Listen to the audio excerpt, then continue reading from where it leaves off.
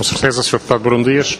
Muito obrigado, Sr. Presidente. Eu, por acaso, tinha aqui mais coisas, mas como só tenho um minuto, pergunto muito simplesmente uma coisa ao Sr. Engenheiro que tem a ver ainda com os transportes públicos.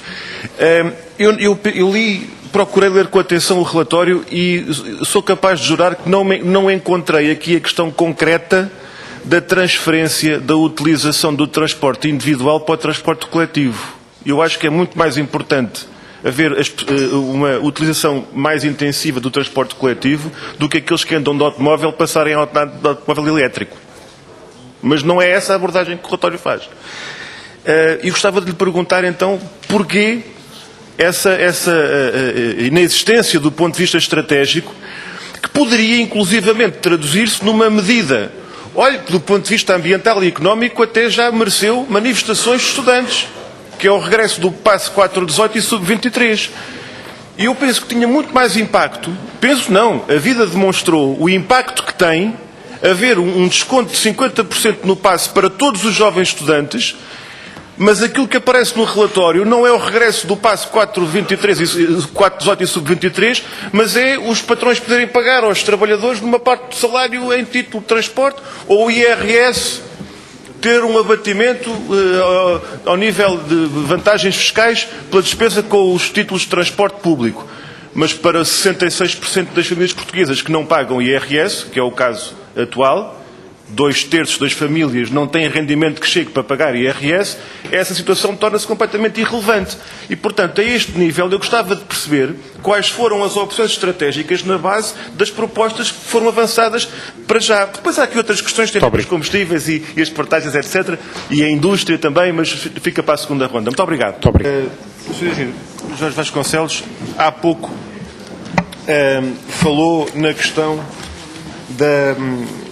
da taxa de carbono e dos cenários equacionados relativamente aos resultados estimados do ponto de vista dos objetivos da redução das emissões. Não é? Eu peço desculpa, mas gostava muito só de esclarecer uma questão.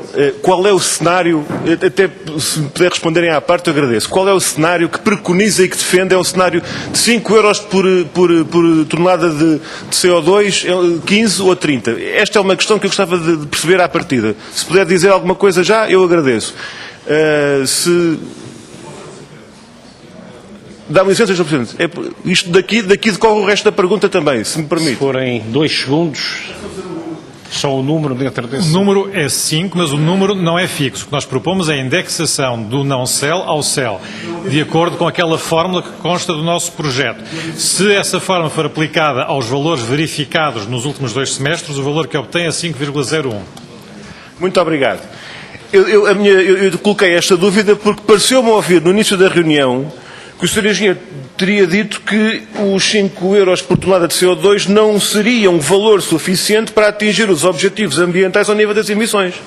Portanto, este montante ou não é o que consideram necessário e é o que tem estes efeitos e impactos, ou então, para ser aquilo que seria, do vosso ponto de vista, necessário, teríamos que passar, no mínimo, para os 15 euros por tonelada de carbono, de CO2. E isto levanta uma questão que tem que ver com o anexo 6 do relatório, que apresenta números diferentes relativamente aos impactos dessa taxa nos preços finais.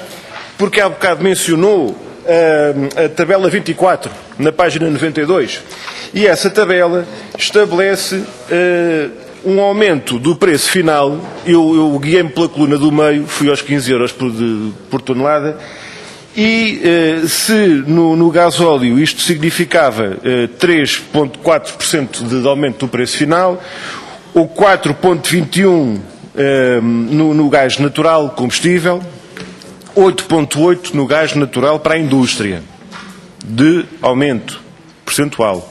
Um aumento de 8,8% no preço final do gás natural para a indústria. Só por si isto já é preocupante.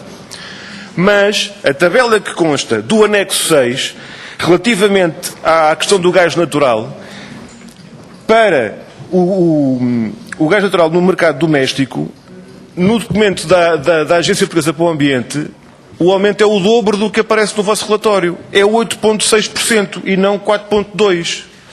E isto, replicado aos outros combustíveis, coloca aumentos do preço final em valores muito acima daquilo que está... Pronto, neste caso foi o dobro, muito acima do que está estimado.